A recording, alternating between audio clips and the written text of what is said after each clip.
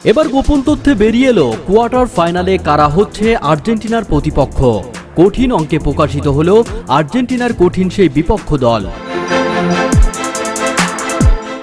এবারের কোপা আমেরিকায় গ্রুপ পর্বের প্রথম দুই ম্যাচ জিতেই কোয়ার্টার ফাইনাল নিশ্চিত করে ফেলেছিল ডিফেন্ডিং চ্যাম্পিয়ন আর্জেন্টিনা। শেষ ম্যাচে তাই হালকা ইনজুরিতে পড়া লিওনেল মেসি সহ মূল একাদশের অধিকাংশ খেলোয়াড়কে বিশ্রাম দিয়েছিল কোচ। তারপর পেরুকে সহজেই হারিয়ে গ্রুপ চ্যাম্পিয়ন হয়েই কোয়ার্টার ফাইনালে পা রেখেছে আলবিসেলেস্তেরা। রোববার মায়ামির হার্ড রক স্টেডিয়ামে লাউতারো মার্টিনেজের জোড়া গোলে ভর করে পেরুকে 2-0 গোলে হারিয়েছে আর্জেন্টিনা। গ্রুপ পর্ব এতে 3 ম্যাচে শতভাগ জয় নিয়ে গ্রুপ চ্যাম্পিয়ন হয়েছে লিওনেল মেসির দল। এই গ্রুপ থেকে আর্জেন্টিনার সঙ্গী হয়েছে কানাডা। 3 ম্যাচের 2টিতে ড্র এবং বাকি ম্যাচটি হেরে বিদায় নিয়েছে চিলি। তাদের সঙ্গী হয়েছে পেরু। কোয়ার্টার ফাইনাল নিশ্চিত হওয়ার পর এখন দেখার বিষয় কোয়ার্টার ফাইনালে প্রতিপক্ষ হিসেবে আর্জেন্টিনা কাকে পায়। টুর্নামেন্টের সূচি অনুযায়ী গ্রুপের চ্যাম্পিয়ন আর্জেন্টিনা প্রতিপক্ষ হিসেবে পাবে গ্রুপ বি এর রানার্স আপ দলকে। এই গ্রুপের দলগুলো হচ্ছে ভেনেজুয়েলা, ইকুয়েডর, মেক্সিকো এবং জামাইকা। 2 ম্যাচ শেষে গ্রুপ বি থেকে বিদায় নিশ্চিত হয়েছে জামাইকার। 2 ম্যাচের 2টিতেই হেরেছে তারা। অন্যদিকে 2 ম্যাচে 6 পয়েন্ট নিয়ে কোয়ার্টার ফাইনাল নিশ্চিত করে ফেলেছে ভেনেজুয়েলা। বাকি স্থানটির জন্য লড়াই করছে ইকুয়েডর এবং মেক্সিকো। মুখোমুখি হবে তারা। যে জিতবে তারাই যাবে পরের রাউন্ডে, আর ড্র হলে আসবে গোল ব্যবধানের হিসেব।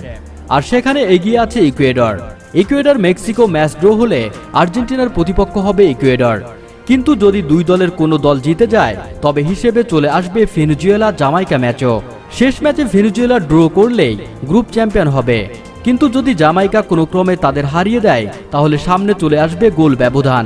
সেখানে যারা এগিয়ে থাকবে তারা হবে গ্রুপ চ্যাম্পিয়ন, আর যারা পিছিয়ে পড়বে তারা পড়বে আর্জেন্টিনার মুখে। অন্যদিকে লিওনেল মেসি এবং ক্রিস্টিয়ানো রোনালদোর ক্যারিয়ার বেশিরভাগ সাফল্য এসেছে প্রায় একই সময়ে। দুজনের ক্রমাগত সাফল্য তাদের মধ্যে একটি প্রতিদ্বন্দ্বিতা তৈরি করেছে।